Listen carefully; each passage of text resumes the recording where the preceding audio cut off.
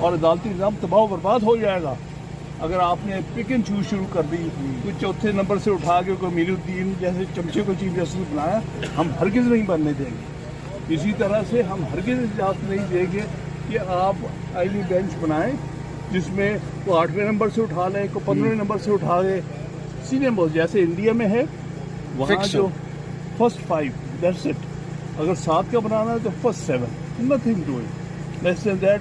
کوئی pick and, یہ جو ڈرافٹ لے کے ہمیں دیا ہے اس میں تو یہ ساری پک اینڈ چوز ہے. اس میں سیاسی لوگ بیٹھ کے بتائیں گے کہ بھی یہ کانسٹیٹیوشن بینچ میں کون ہے. اور یہ جلدی کیا ہے, اگر یہ کرنا بھی ہے تو پہلے اس کو بن لینے دیں منصور علی شاہ کو, پھر وہ بیٹھ کے بینچ بنائے.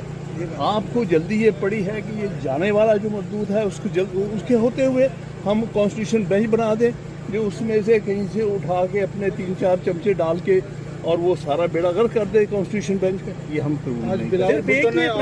صرف ایک ہی اعتراض ہے, یہ کچھ اور بھی اعتراضات ہیں؟ اعتراضات بہت سارے ہیں میرے نزدیک. صرف جو چیز قابل قبول ہے